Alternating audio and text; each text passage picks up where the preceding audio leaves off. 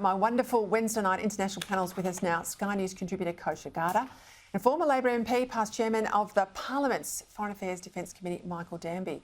Welcome to you both. Michael, I want to start with these Pentagon intelligence leaks. We saw all of this, of course, before with Edward Snowden. These are equally as concerning. I think it's probably making other intelligence agencies in the West very nervous. What's behind it? What do we know? Well, we know that Australia is concerned too.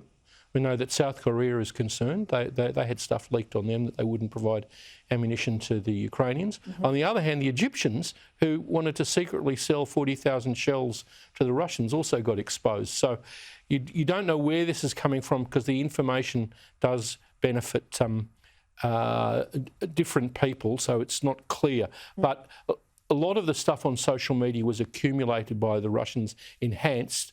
The figures on the number of Russians killed was minimised, and the number of Ukrainians killed increased. So there's a bit of a motivation by the Russians to upset Western allies. But the Americans better get their act together, because it's looking disastrous and chaotic all over the world. Artificial intelligence, I was always told, automation, robotics, will wipe out about a third of the blue-collar jobs.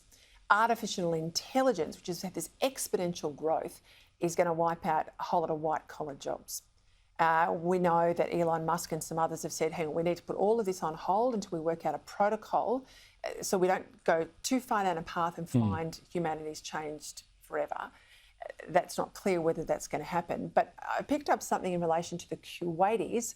I'll play a grab for people at home. I think this is disturbing. Have a look. أنا فضة.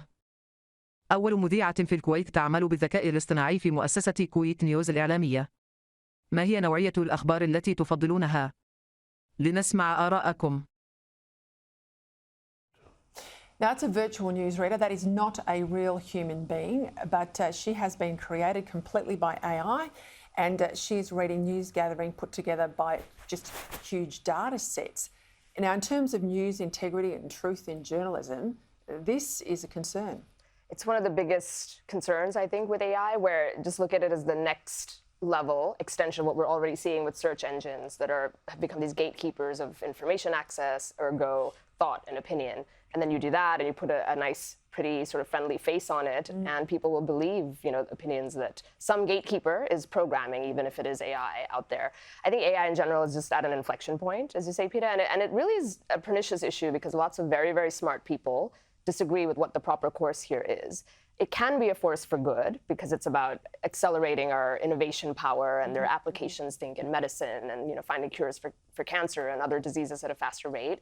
It is also potentially a force for great evil in this issue, as we're talking about freedom of thought and expression, displacing hundreds of millions of jobs, and you overlay mass migration trends on that, and that's a big problem. And then the last thing, you take it to its logical endpoint, and it's this Frankensteinian nightmare that our best creation might overpower us and we lose control of our own destiny, and who knows, what machine learning becomes. So much to watch, but I think it's moving very quickly. And we can see already what's happened with Wikipedia.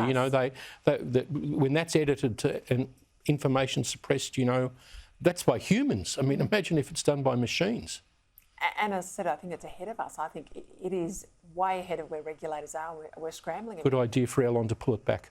There's been a really tough couple of weeks in the Middle East, in and around Israel in particular. What's going on there, Michael? Mohammed Abbas, the leader of the Palestinian Authority, is 88. There's a lot of this going on amongst the younger Palestinians for who will take over and who can show themselves to be tougher than them. Overlaying that is the demonstrations in Israel make the Iranians think that the Israelis are indecisive. Jerusalem's bombed Syria or Iranian installations in Syria 4 times this week. So they're trying to show them that they're not. And it's very good that the very centrist, smart but tough Israeli Defence Minister Gallant's been put back in control. So Iran is really, like Russia and China, really taking the signals from the Americans that they're indecisive, and because of these internal divisions in Israel, that perhaps this is a time to move on the Israelis. So that's behind all of the things. They're all Iranian proxy groups in Syria, Gaza, Jordan and on the West Bank. Okay, quick comment from both of you. Do you think that the US president should change his mind and attend the King's coronation? I do.